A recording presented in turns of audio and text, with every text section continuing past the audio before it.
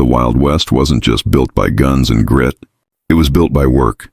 Backbreaking, strange, and sometimes senseless work. The kind that chewed men up and spat them out into the dust. Every town, every trail, every river carried its own kind of labor. And for those willing to risk their lives, there was always a job to be done. This was a land without guarantees. Where survival wasn't a right, it was a wager. And the ones who kept the frontier moving weren't always the outlaws or the legends. They were the workers in the shadows. Men who gambled with danger for a day's pay. Men whose names were never written in history books, but whose sweat held the West together. These are 7 of the strangest, most perilous jobs that few would dare take on today. The forgotten trades of a world that never forgave weakness. Before the trains conquered the land, the steamboats ruled the rivers. They moved men, cargo, cattle, and fortune. But beneath their polished decks and gleaming brass, someone had to crawl through the filth to keep it all moving. They called him the Mud Clerk, the lowest man aboard a riverboat. An unpaid apprentice, often no older than 16, covered in soot, grease, and river mud before sunrise. His job was simple.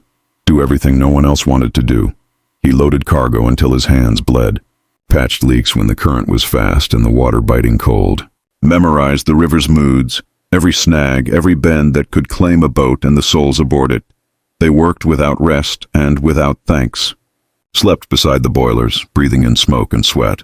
And when the riverboats exploded, as they often did, the mud clerks were the first to die and the last to be remembered. But the mud, for some, was a ladder. If they lived long enough, they could rise, become pilots, captains, or owners, men who ruled the river instead of drowning in it. Still, every man who stood proud at the wheel remembered how it began. Bent over in the dark, ankle-deep in muddy water, chasing survival one shift at a time, and in the endless churn of that brown current, we drift from the riverbanks to the open road, to a different kind of danger, one peddled not in labor, but in lies. Not every killer in the West carried a gun. Some carried a bottle. They rolled into town with wagons painted bright, banners flying, promising miracles in a glass. They called themselves doctors, healers, professors, but most were just performers with a lie polished to a shine. Snake oil salesmen, masters of illusion, merchants of hope. A single bottle could cure baldness, heartbreak, or bullet wounds, at least according to their speeches. They mixed alcohol, opium, turpentine, even kerosene, and called it medicine. Crowds gathered. Assistants faked ailments and miraculous recoveries. The applause was real, the cure was not. For a moment, they were kings. Every rancher, mother, and drifter handed over their last coin, chasing salvation in liquid form. But by dawn, the wagons were gone, chased by sheriffs and shame, rolling coffins filled with glass and deceit. Still, there was something magnetic about them. They understood the currency of the West, belief. And in a world that offered nothing freely, belief was worth more than gold. But belief, like fortune, never lasted. And as their wagons vanished down the dusty horizon, another kind of worker stepped forward. Men who didn't sell dreams, but built them. One log, one swing of an axe at a time. When the iron rails began slicing across the continent, the world called it progress. But for the men in the forests, it was agony, tie hackers. The invisible workforce behind the railroad's advance. They lived deep among the pines, far from towns or warmth. For months they cut, split, and shaped timber into the thousands of ties that would cradle the rails. Each one a foundation for steel, smoke, and movement. They worked with axes and calloused hands, in waist-deep snow and silence heavy as stone. The rivers were their highways. Once cut, the logs were floated downstream in massive drives, and the hackers rode atop them like ghosts, balancing on chaos. One slip, and you vanished, crushed or swallowed by the current before anyone noticed. At night, their camps glowed with whiskey and firelight.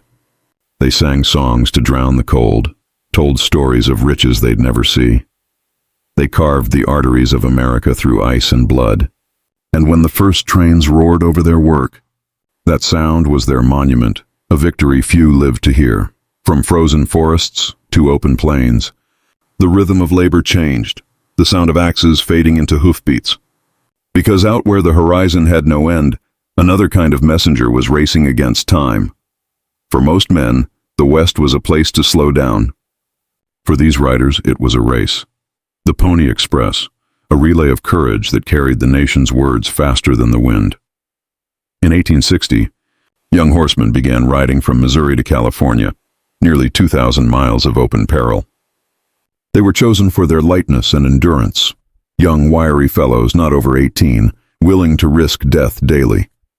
They rode through lightning, snow, and arrows, through deserts where the heat shimmered like glass and mountains that devoured light whole.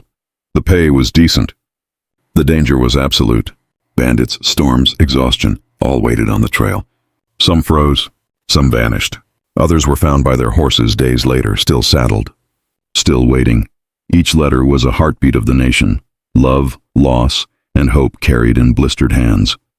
They switched horses at every station, barely stopping to breathe. And when the next rider took the reins, another vanished into the endless horizon. The Pony Express lasted only 18 months before the telegraph arrived. Faster, colder, merciless.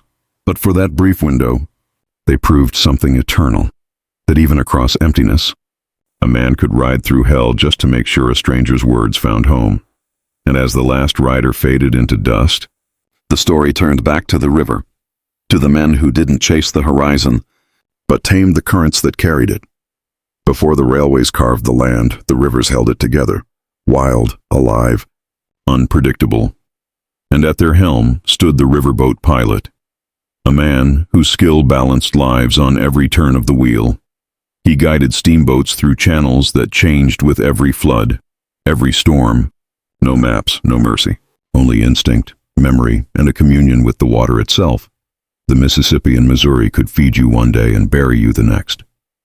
A single hidden snag could end it all. Pilots memorized every bend, every whisper. They could tell by the tone of the river when danger lurked below. They worked by sound as much as sight, the hum of the boiler, the hiss of steam, the subtle shift in the water's voice. At night, they stood at the wheel as lightning split the sky, a silhouette steering through chaos. Half man, half myth, their reward was respect. Their mistakes graves, the river forgave no arrogance. But it remembered those who listened, and where the river's whisper ended, another sound took over, the hiss of a straight razor, and the trembling breath of a man praying it wouldn't be his last. In towns too small for doctors, the barber's chair was where hope and horror met, half groomer, half medic. The barber surgeon was both healer and executioner. Armed with razors, bone saws, whiskey, and nerve, he cut hair in the morning, and flesh by noon, gunshot wounds, infections, toothaches. He faced them all with nothing but steady hands and desperate courage. There was no anesthesia, no sterilization, only speed. He poured whiskey over wounds, handed you the rest, and told you to bite something solid. His shop smelled of blood and soap. Tools gleamed under lamplight, scissors, scalpels, pliers. Each operation was a coin toss between salvation and death. Yet men trusted him because they had no choice. He saved lives, ended some, and carried all their ghosts in his shaking hands. Outside, the piano played. Horses passed, but inside, time held its breath, and when his work was done, and another patient survived the impossible, he cleaned his blades, took a drink, and waited for the next knock on the door. But far beyond those towns, where no blade or bottle could help, there were men who searched for the one thing the West always lacked: water. The West was a thirsty land, and those who could find water were treated like prophets. They called them water witchers, men with a gift, or at least the illusion of one. Armed with forked branches or copper rods, they wandered the dry plains, eyes half closed, whispering to the dust. When the rods trembled, they claimed water was near. Some called it science. Most called it luck. But when drought meant death, belief was enough. Settlers swore by them. Ranchers paid them. Miners followed their footsteps into the emptiness, and sometimes, impossibly, they were right. Wells would spring where their rods had pointed, as if the earth itself bowed to their touch.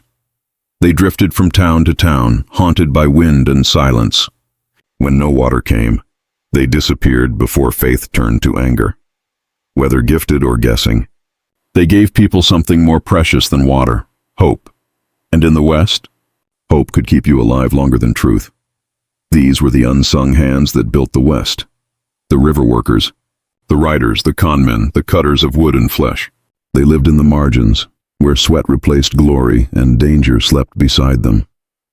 History remembers the sheriffs and gunfighters, but the real West was carried on the backs of men who couldn't afford to fail. Men who dug, bled, built, and believed, even when the land gave nothing back. Each job was a bargain with death, each sunrise a debt unpaid.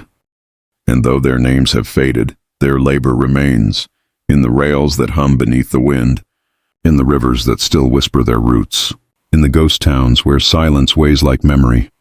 The Wild West wasn't about conquest.